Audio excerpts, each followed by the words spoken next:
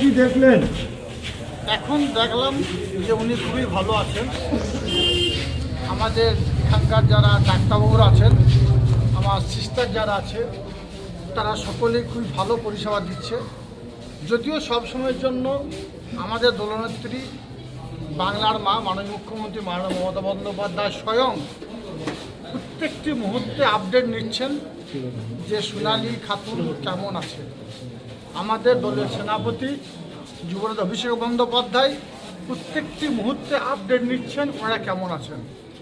তো স্বভাবতই রাজ্য নেতৃত্বের নির্দেশে আমরা এখানে এসেছি। যেমন বীরভূম জেলার এসসি ওবিসি সভাপতি নরেশচন্দ্র বাবরি মহাশয় আছেন, আমার বীরভূম জেলা পরিষদের সকল কর্মাধ্যক্ষরা আছে, কৃষি কর্মাধ্যক্ষ আছেন, শিক্ষা কর্মাধ্যক্ষ আছেন, খাদ্য কর্মাধ্যক্ষ আছেন, পূর্ত কর্মাধ্যক্ষ আছেন। এখানে আছেন বীরভূম জেলার যুব সমাজের নয়নের মণি যুব সভাপতি অভিষেক, যাকে ডাক নামে আমরা বোরহান নামে ছিলেন। উনিও এই রামপুরহাটেরই বাসিন্দা। তাই প্রতি মুহূর্তে সবসময়ের জন্য ওর মাধ্যমে আমরা খোঁজ খবর নিচ্ছি, কারণ এই নির্দেশ রাজ্য থেকে এসেছে। আজকে কিছু ফ্রুট বা দেওয়ার সঙ্গে সঙ্গে আমার একটা সোসাইটি আছে, শহীদ সাজু মেমোরিয়াল ওয়েলফেয়ার সোসাইটি, আপনারা জানেন। সেই সোসাইটির পক্ষ থেকে ওই পরিবারটার হাতে 2 লক্ষ টাকা একটা চেক তুলে দিয়েছি, যাতে আগামী দিনে ওই পরিবারটার চলার পথ আরও সহজ হয়, সুগম হয়।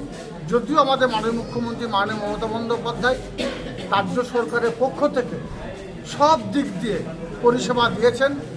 বিজেপি সরকার, আমরা বাংলা ভাষায় কথা বলি, আমরা বাঙালি, যার জন্য আমরা জানেন সোনালী বিবিকে বা সোনালী খাতুনকে বাংলাদেশ পাঠিয়ে দেওয়া হয়েছিল। তার সমস্ত ডকুমেন্ট থাকা সত্ত্বেও একজন অন্তঃসত্ত্বা মহিলা, এর থেকে লজ্জাজনক, দুর্ভাগ্যজনক আর কি হতে পারে।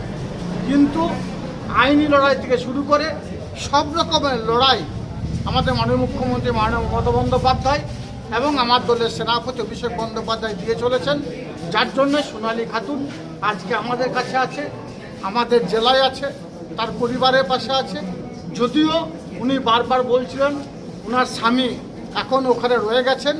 আমরা জানেন মাননীয় মুখ্যমন্ত্রী মাননীয় মমতা বন্দ্যোপাধ্যায় গতকাল যে মিটিং করছেন সেখান থেকেই তিনি বলেছেন যে আরও কিছুজন রয়ে গেছে, তাদের আনার ব্যবস্থা করতে হবে।